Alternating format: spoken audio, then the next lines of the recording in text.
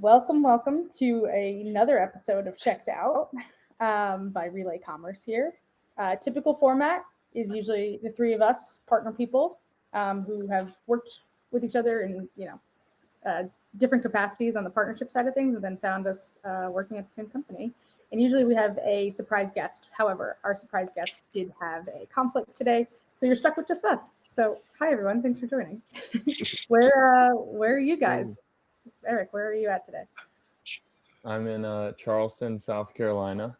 So I've been in a different spot every episode podcast, I think, which is ironic because I guess I do things at the end of the month. So that's why you got the map behind you showing. Yeah, I got the map. I got the map and everything. Last time I think the map was Poland. That's also a dude. I did have a Polish. We have a through line. A map of Poland. That is a great. Wow, that's an amazing memory, Shannon. Yeah, I guess I'm just doing things. I guess I am the definition of being checked out. So here I am. That's why it's the best time for this. Harry, I just lost $250 to Lane in golf. We had a 6:30 a.m. tee time. Wasn't using my clubs. I haven't played. He's the out here excuses are coming out. Yeah. So lost some USD to Lane. And then we're just hanging around. I'm excited to see USA go 9 points. One of the few teams. I know a lot of countries out there are struggling to get an easy 9 points. So pretty excited to get that. Nice. I feel like a terrible Englishman in the fact that I haven't watched either of the games. I didn't watch them. I've been busy in the evenings and they're late, and it's but I think the atmosphere here has been insane. Like there's a huge square here where there's like tens of thousands of people out in the sun. So yeah, I've missed out so far. Very sad. I haven't lost any money. So I'm happy with that. Yeah. One of the locations of the World Cup is like 15 minutes from my house. the one on the Jersey side, technically everyone calls it New York. But it's like if there's game playing, like don't even bother going outside. It's just gridlock. But can you hear like people cheering and stuff?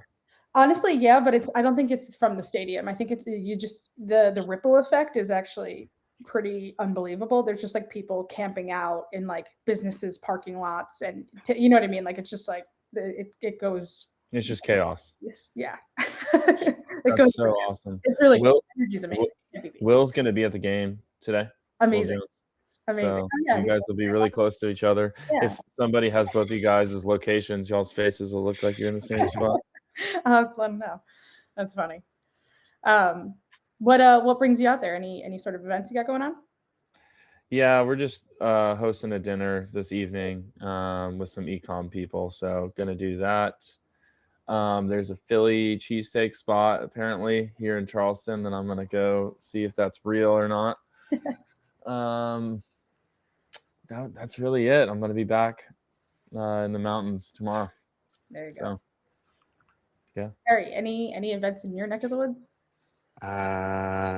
Not currently. We have there's one, I believe Matt's planning one in the UK. I think there's with one of our tech partners called Go Quick. I believe that's being planned for kind of middle of July. What is Go Quick? So, Go Quick are on the WhatsApp automation side. Very cool. I don't know if you American people know about WhatsApp, but there is a very small app. We all have WhatsApp. That. I don't know if you know, Harry, but there's a business unit I help run that's based out of Lisbon. So if I didn't have WhatsApp, you have a bit of a connection. That would be disgusting. Because I think there was a long time where like WhatsApp really wasn't a thing in the States. Maybe what was that, like 3-4 years ago, maybe? Or was it a bit longer? Yeah. I feel like COVID might have changed it. I got WhatsApp in 2020, which is so late to get WhatsApp, but I got it in 2020 because I started working with all the guys at Wayflyer, and they're based out of Ireland, and everyone was WhatsApping me, and I was like, oh, I'm cool now. Like I got WhatsApp, and I have international friends. So. Because before it was the dreaded blue message or green message on the iPhones, right, which was showing who was on Android, who was on iOS. That was a big weird thing. But yeah, there's a lot of WhatsApp automations that you can now plug into your Klaviyo strategy to your like whether you're running your abandoned cart on site, marketing campaigns you can do on WhatsApp. Interesting balance for them as a platform, because ultimately they're all about privacy. Like, how do you have an app which is all about privacy, but then also like ads and automations being run within it? It's kind of an interesting mix. But yeah, it's a channel. I mean, candidly, to give you some history about my my funny ecom career, the first app that I was working for in the ecom space in like 2020 was a multiple it was like a multiple app chatbot. So we had it's called Instagram Direct at the time, was one of our integrations where you could run chatbots within Instagram. There was WhatsApp that we were trying to work with, and it was really hard. And then there was Facebook Messenger as well. It was called I Am Pop. And yeah, it's funny to see how far it's come, because at the time we were just banging our heads against the wall being like, everyone's going to be using this. How can we build these automations? And it was really hard to build on top of, especially on WhatsApp, because of all the privacy constraints. But then now clearly they've opened things up in a certain way where you can build all these e-com experiences off the back of it. And obviously the attention rates are so high on WhatsApp. If someone opts in to receive a notification from you, bam, they're going to see it, because no one's turning off their WhatsApp notifications because they're talking with their friends on there. So it's kind of early days SMS kind of feel, I think. Yeah, without a doubt. And I feel like WhatsApp as a channel really has evolved so quickly in the last couple of years, and specifically internationally, even on the B2B side, right? Like it's a real channel. It's not really something that we have in the States. So I think it's very cool, and it's exciting to see what else is coming down the pipe in that channel. Speaking of coming down the pipe, what's new in your worlds? Anything new at Save by, Eric? Yeah, new stuff. We've been launching 100% satisfaction guarantee, which is cool. We went live with first day on the 100% satisfaction guarantee. So for those who want to know what that looks like, you can go on first day and see it on the cart. I think that offer has definitely stood out for us recently, shifting away just from package protection, because the psychology of the customer is the doubt of something going wrong. So the 100% satisfaction guarantee, I think, covers really everything a customer would want. And we're seeing extremely high opt-in rates with that offer. So pretty pumped about that. On the Peel side, Peel, we're getting faster data loading. We're getting new custom reports. I think we got like 3 signups this morning. Shannon, if you just noticed that. So yeah, working with agencies, taking the agency model on growth, helping give them value to their merchants and growing from there. And then, yeah, we're working with a ton of new agencies, which is really exciting. We're going to start doing an initiative on the messaging side of Relay for intros to Shopify migration agencies, dev agencies. So we're going to start getting our favorite dev agencies intros to non-Shopify stores. So I'd say those are kind of the main pillars. We're doing an egregious amount of events. When I say egregious, I think we had 4 events this week. Wow. Will went to two, almost said Super Bowl, 2 World Cup games this week. And then I'm trying to get 1 more booked in. And then we're going to be doing a roadshow dinner series and a bunch of other events. So yeah, just trying to be everywhere. Give it a big push before Black Friday. I feel like Black Friday starts like now, which is a disgusting thing to say, but yeah, it's crazy. Yeah, that's what's new with me. Halloween decorations at like Home Goods or wherever. It was ridiculous. I'm like, get rid of this. Yeah, that's crazy. Just on the money back guarantee thing, Eric, or satisfaction guarantee. Can I pull up? What was it? It was first day. Can I pull up their site real quick? Sure. Just like we did a big research project earlier in the year for Smarter, for Rello, basically speaking with all the leading subscription brands in the world. And some brands like Athletic Greens, like AG1. And I've also noticed other brands like Newtonic, who I follow the founder of as well. Like, they offer that money back satisfaction guarantee. So to give people context, it's like, hey, sign up for the subscription. If you don't like it, it doesn't work for you for whatever reason, we'll just refund you. and it kind of takes away a lot of the blockers, right? That helps. So it helps with like converting new people onto subscriptions, and then I suppose just helps retain those customers, because if at any time they don't feel it's working, they could get 1 month's kind of subscription back, right? Is that how it works generally? I'm not super familiar. Yeah, totally. Like think of a severe of a example of like they didn't like the way something tasted. Like that's not what I thought kiwi tasted like.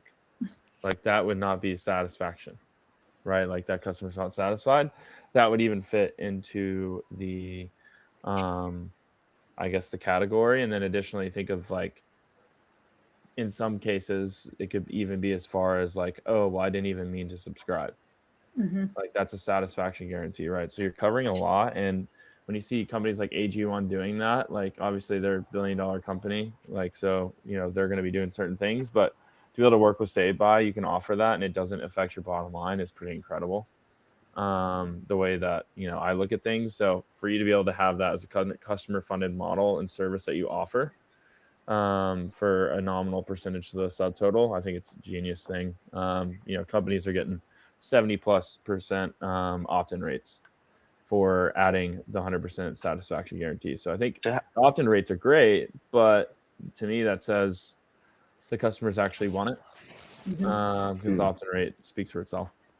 But how does that work? Like nuts and bolts, like so they install the Save By app. There's a feature in there which is satisfaction guarantee. Then that's added as like an option on the product page, and then the customer can make a claim from there. Yeah, once the customer gets to the website from whatever channel they're acquired through, click through. Once they start adding to the cart, you'll see on the cart level they're offered to either check out with or without the 100% satisfaction guarantee from Save By. So you can see here you can check out with, or you can continue without the 100% satisfaction guarantee.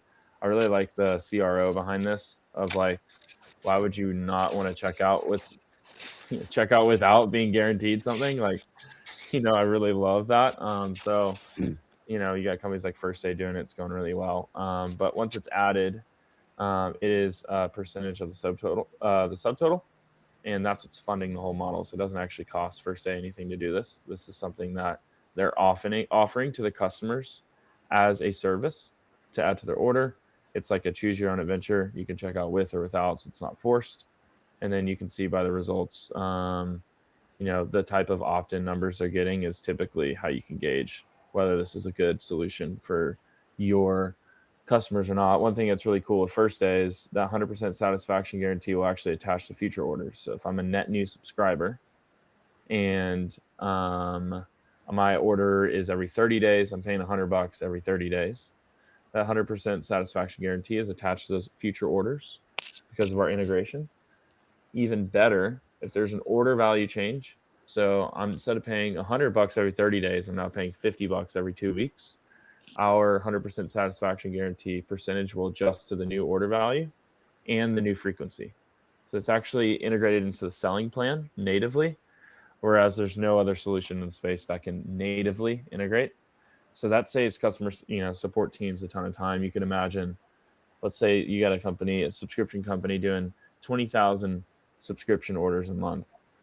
Well, that means they're having at least 200 to 300 shipping related claims or satisfaction guarantee, related claims per month. By having Save By, you'll actually not have to deal with those anymore. So you're removing 200 to 300 tickets that need to be handled each month, which is pretty incredible. So definitely like different versions and use cases of why it's great, but overall you're making your consumer more confident by giving them that option. People are skeptical, man.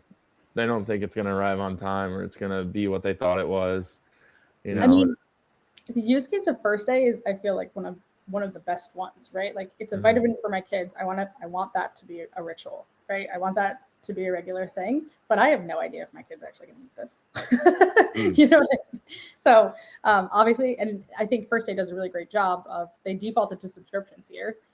This cart is exceptional in terms of upsell ability and cross-sell, right? Now I can actually figure out, they also have vitamins for parents and kids, perfect.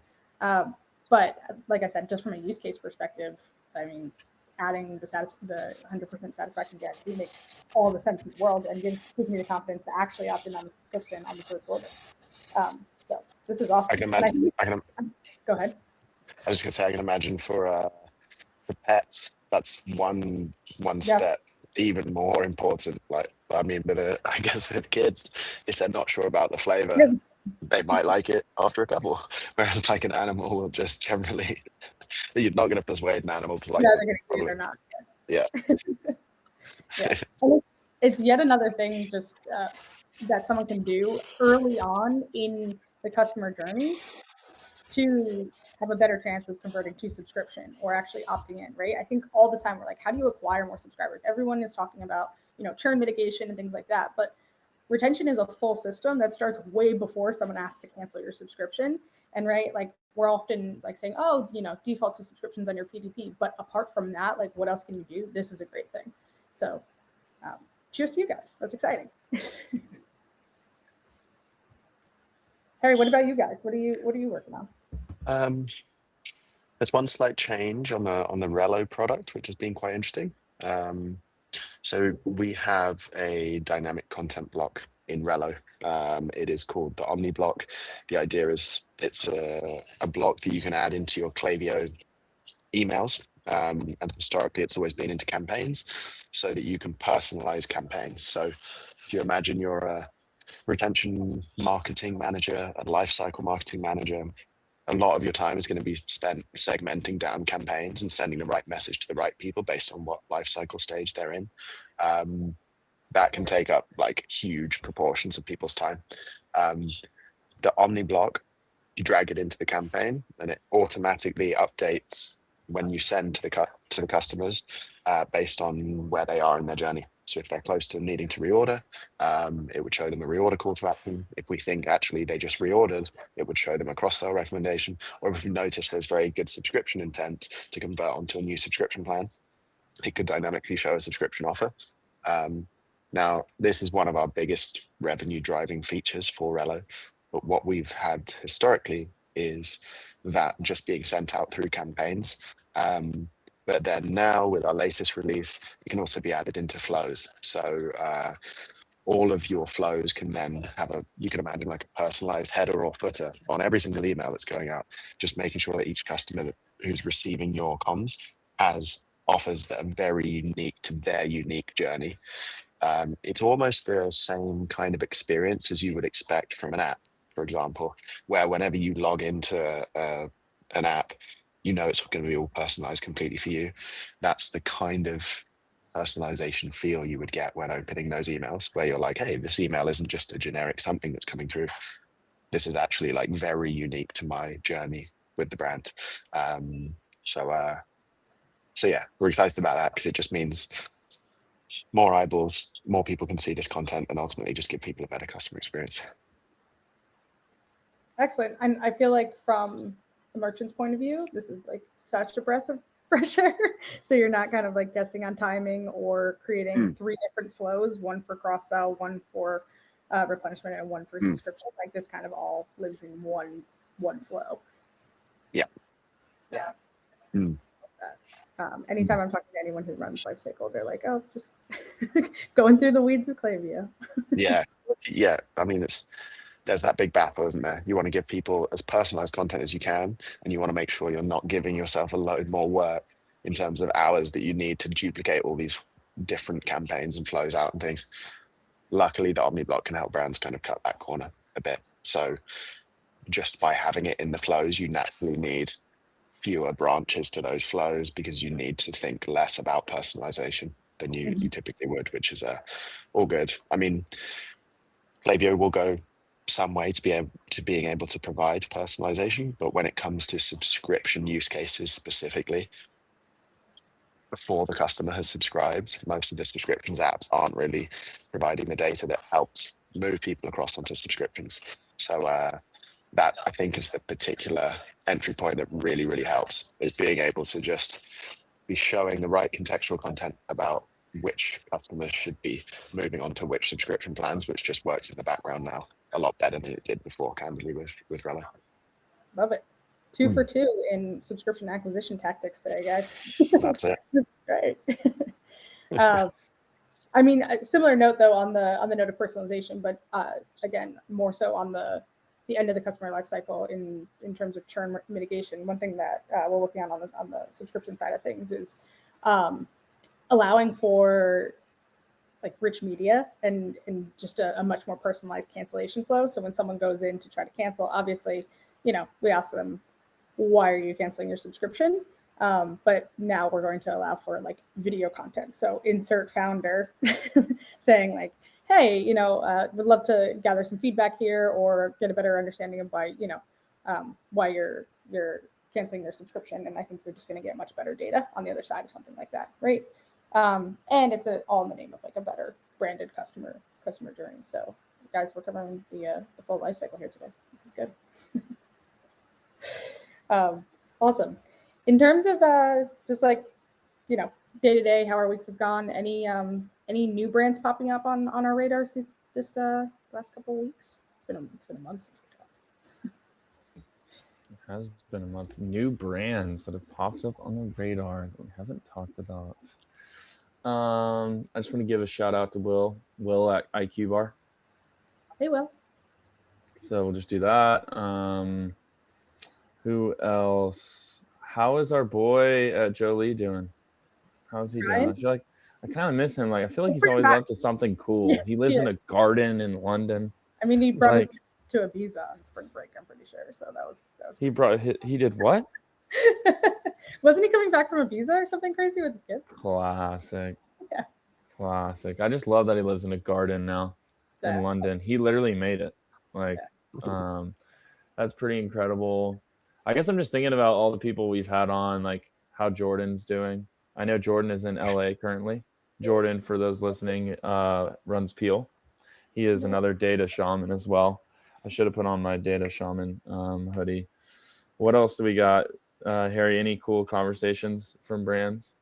I would flag one of my favorite lifecycle marketing leaders called Ben, who has been he's been working at multiple different brands throughout my career. He's been one of the kind of consultants and head of lifecycle who's been working across lots and lots of different businesses. We worked together at Hair Story when they were setting up Umbrello. We worked together at, what was the one after?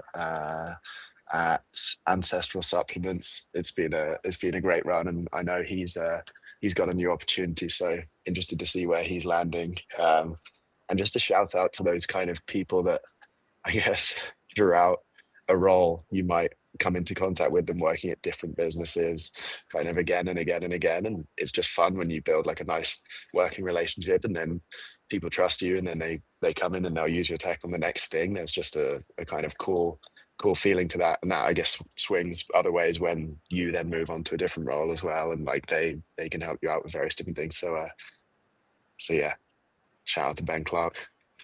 Shout out Ben Clark. Yeah, shout out to Andrew at Waterboy as well. It's kind of funny because I talked to a lot of brands at Wayflyer, but then when I co-founded Shared Sweeps, I talked to a lot of brands as the founder. And so now that I'm here at Relay, me and Jordan will hop on calls, and it's like 80% of the time it's like somebody I talk to for Shared Sweeps. So they're like, "You exited Shared Sweeps? What the heck?" It's always like a funny little thing. So Harry, I agree with you. There's nothing better than somebody getting to see you again at a different role. And they're like, "What's new now? Like, what do you got going on?" Like, I think it's actually a fun thing because there's like more value to bring. And then you can learn more about what they did previously. Shannon, I cut you off. I'm going to stop doing that. No, by all means. I totally agree with you though. It's always fun. And this world's so small, I think it's like when you run into the same person multiple times in different capacities, there really isn't anything better because it's just kind of like, it's the same person, but a completely different environment. So you're like, all right, what's the playbook look like now? It's probably not the same. I would, and this isn't anything to do with Relo, unfortunately, or Smarter, as they're not a subscription plan, but I would like to shout out Hydro Flask. I lost my Hydro Flask. I think I mentioned on the last one, I had it for a decade. Killed me. But I got this lovely new one. And feels good. Switched it up to the sage green. I just love their bottles. I think like I really like simple products, and theirs is just like so simple. Works well.